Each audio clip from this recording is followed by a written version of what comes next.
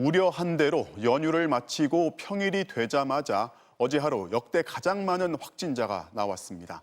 수도권, 비수도권 가리지 않고 명절 대이동의 여파가 벌써부터 현실화하고 있습니다. 그렇다고 4차 유행의 정점을 찍은 것도 아닙니다. 정부는 오늘보다 내일 또 다음 주에는 더 증가할 거라고 전망했습니다. 코로나 상황 차분하게 분석해 보겠습니다. 먼저 김성현 기자입니다. 오늘 0시 기준 코로나19 신규 확진자는 2,434명. 이전 최고치를 기록했던 지난달 11일보다 200여 명 더 늘면서 44일 만에 최다 기록을 경신했습니다. 그 확산세는 놀라우면서도 또 이런 상황을 미리 막지 못해서 대단히 안타까운 심정입니다.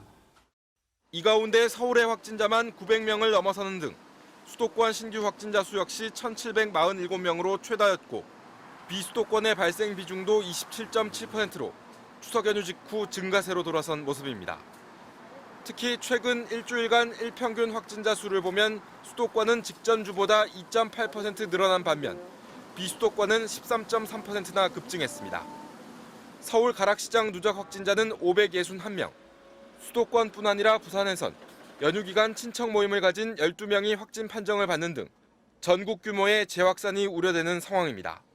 역학주사, 동선주사하고 있고 직구 파악해서 검사 조치하고 아마 언제 어디서 감염됐는지 모르는 비율도 38%로 일주일 만에 최고치를 경신했습니다.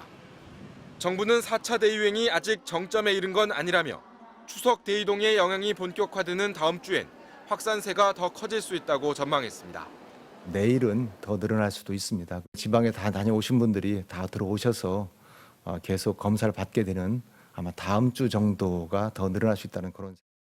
실제로 오늘 오후 6시까지의 확진자는 2,189명으로 어제 같은 시간보다 380여 명 늘어 내일도 최다 확진자 수를 경신할 가능성이 커졌습니다. MBC 뉴스 김성현입니다. 백신 접종이 증가하는데 확진자 수는 오히려 늘고 있는 건 확진자 대부분이 접종이 끝나지 않은 대신 활동량이 많은 젊은 층이라 그렇습니다. 또 연휴를 끝내고 검사가 몰려든 영향도 있습니다. 확진자가 증가하는 배경을 이준범 기자가 분석합니다. 추석 연휴 전날인 17일부터 마지막 날인 22일까지 6일간 이동한 인원은 3,276만여 명. 정부는 이런 대규모 이동의 여파가 다음 주부터 본격적으로 나타날 것으로 예측했지만 증가세는 즉각 반영됐습니다. 이동량이 늘고 그만큼 접촉이 많아지면서 발생한 감염들이 당국의 예상보다 빨리 나타나고 있는 겁니다. 추석 이동과 함께 숫자가 좀 늘어날 거라는 예측은 했습니다. 그 추석 이동의 여파는 좀 당분간 좀 며칠은 있을 거라고 보고요. 대규모 진단 검사로 인해 숨어있던 확진자들이 쏟아져 나온 측면도 있습니다. 귀성 귀경객들이 선별 진료소 등에서 선제적으로 진단 검사를 받으며 어제 하루에만 전국에서 24만 6천여 건의 검사가 이루어졌습니다. 특히 인구가 밀집된 서울에선 역대 최다인 11만 건이 하루 만에 진행됐습니다. 문제는 급증한 신규 확진 규모가 빨리 떨어지기를 기대하기 어렵다는 겁니다. 최근 확산세가 백신 접종률이 상대적으로 낮은 젊은 연령층을 중심으로 번지고 있기 때문입니다. 오늘 확진자 2,434명 가운데 20대가 22.6%로 가장 많고 40대 18.5%, 30대 18.3%로 젊은 층 비율이 절반을 넘습니다. 하지만 이들 연령대에서 접종을 완료한 이는 3명 중 1명에 불과합니다. 아직 면역 수준은 낮은데 직장 생활이나 모임 등 사회적 활동이 상대적으로 많다 보니 젊은 층을 중심으로 한 확산세가 쉽게 잡히지 않고 있는 겁니다. 지난 2주간의 확진자 접종률 분석 결과를 보게 되면 미접종자와 접종을 완료하지 않으신 분들이 전체의 89.8%를 차지하고 있습니다. 이 때문에 정부는 청장년층의 접종 완료율을 높여야만 확산세를 꺾을 수 있다고 보고 1, 2차 접종 간격을 줄이는 방안 등을 조만간 발표할 계획입니다. MBC 뉴스 이준범입니다. 대구에서는 베트남인들이 무더기로 확진됐습니다. 그들끼리 찾는 업소와 가족 모임을 통해서 번진 것으로 보이는데요. 최근 일부 확진자는 불법 체류가 드러날 것을 걱정해서 백신 접종을 거부한 사례가 있어서 방역의 숨은 그늘로 등장했습니다. 조지한 기자가 취재했습니다. 대구 달성군에 있는 외국인 대상 유흥주점 이곳과 서구의 한 노래방에서 일한 베트남 여성 한 명이 지난 20일 처음 확진 판정을 받은 이후 지금까지 146명이 추가로 감염됐습니다. 대부분 베트남 국적으로 추석 연휴 때 가족이나 지인 모임을 가진 뒤 연쇄 감염된 것으로 드러났습니다. 첫 확진자는 명절 전후 기간 결혼식, 생일 파티 등 친인척 지인 모임을 통한 밀접 접촉이 많았던 것으로 확인되었습니다. 서울 강서구의 한 외국인 보호시설에서도 지난 14일 이후 외국인 20명이 확진 판정을 받았습니다. 그 건물에 대한 폐쇄가 아니고요. 예. 그쪽 그 공간에 대해서 네. 격리 부분이 들어가는 거죠.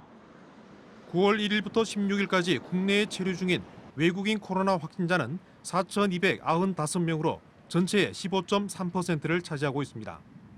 문제는 낮은 백신 접종률입니다. 국내 코로나19 백신 1차 접종률이 70%를 돌파했지만 국내 체류 외국인 접종 비율은 절반 수준으로 집계됐습니다.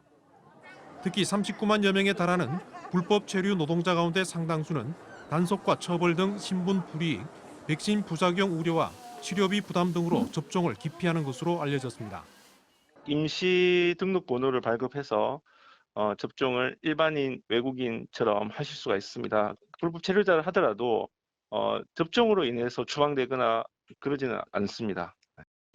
정부는 건설 현장 등에서 일하는 일용직 외국인 노동자들에게 선제 검사를 의무화하는 행정명령을 내리고 출장 접종 등을 통해 외국인 접종률을 높이겠다고 밝혔습니다. MBC 뉴스 조지환입니다.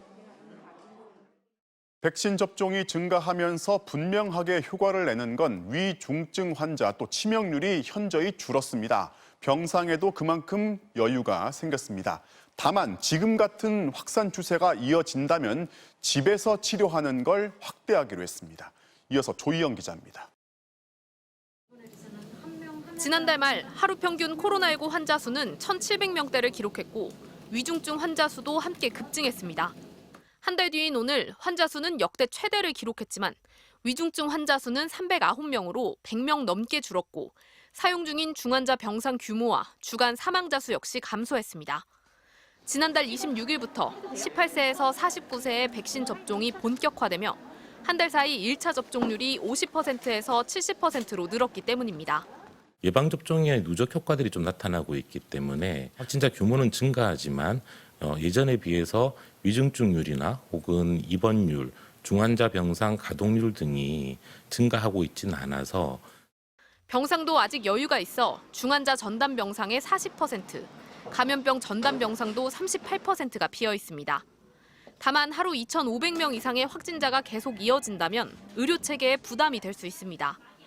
정부는 병상을 추가로 확보하는 한편 수도권을 포함해 9개 지자체에서 시행하고 있는 재택치료를 전국으로 확대하기로 했습니다.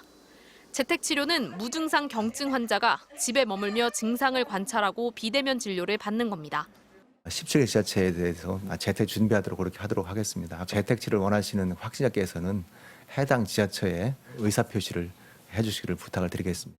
서울은 화장실과 침실 등 필수 공간이 분리된 3인 이하 가구의 50세 미만을 재택치료 대상으로 정했고 응급 상황이 발생하면 즉시 이송하고 입원하는 대응 체계를 구축했습니다. 다른 지자체들도 감염 상황과 의료 체계의 준비 정도에 따라 별도의 시행 계획을 수립하고 있습니다. 정부는 재택치료에 대한 건강보험 수가를 신설하는 등 대응 체계도 마련할 계획입니다. MBC 뉴스 조희영입니다.